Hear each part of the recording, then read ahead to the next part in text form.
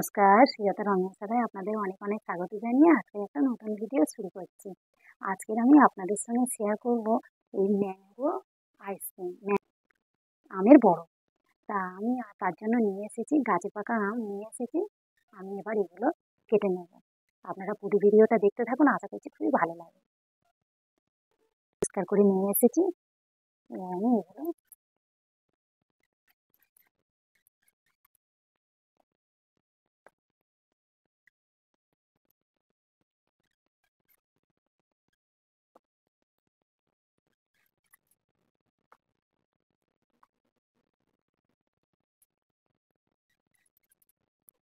আমি এগুলো চামচ দিয়ে কুড়ে নিয়ে মিক্সিতে দেব।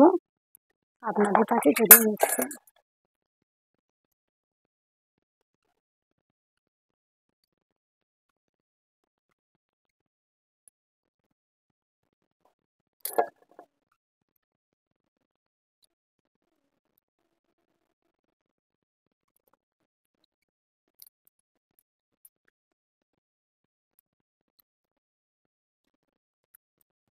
আমি মিক্সিতে দেবো, তাই আমি এরকম করে নিয়েছি। আর যাদের কাছে মিক্সি নেই তারা এই ছাড়িয়ে মানে গ্রেটার দিয়ে গ্রেট করলেও খুবই ভালো হবে।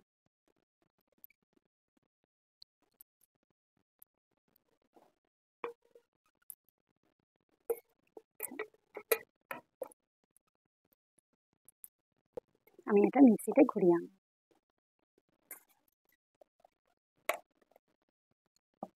আমি এটা এবার ছেঁকে নেব।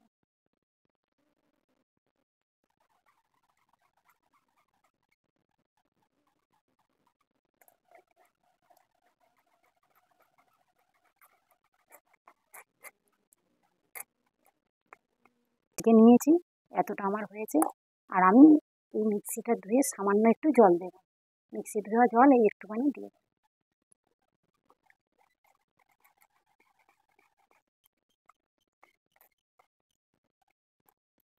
আমার হয়ে গেছে, এগুলো আর কিছুই নেই। আমার এই আম খুবই মিষ্টি, আর গাছে পাকা তো এর স্বাদ গন্ধ দারুণ। তা আমি সামান্য চিনি দিলে হয়, আপনারা চাইলে দিতে পারেন, আমি একটু দেবো যেহেতু আমাদের বাড়িতে সবাই মিষ্টি পছন্দ করে।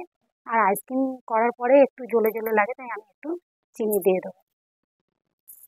চিনি দেবো। আমি এবার এটা ভালো করে চিনিটা যতক্ষণ না এর সঙ্গে মেল্ট হচ্ছে আমি এটা একটু ঘেটে নেব।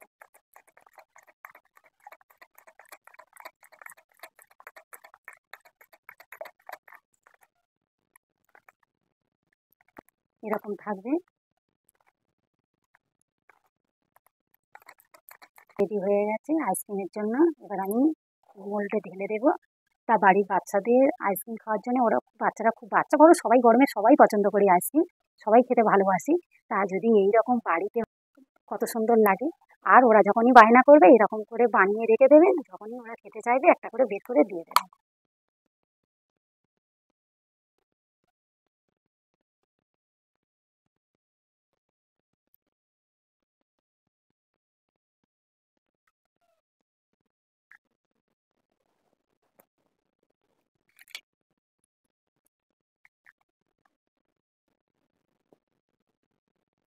আমার হয়ে গেছে, আমি এবার এটা ডিপে রেখে দেবো।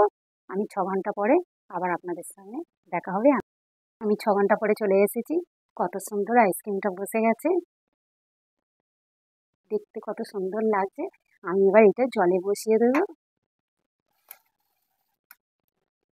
মিনিট 5-এর মতো আমি এরকম জলে রেখে দেবো।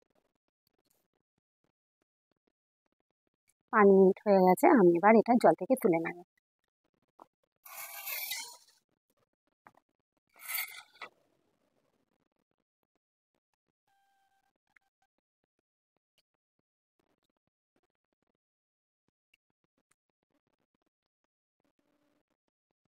কত সুন্দর দেখতে হয়েছে দেখুন। এটা বাড়িতে বানানো যেমন খেতেও ভালো, আর তেমন দেখতেও কত সুন্দর।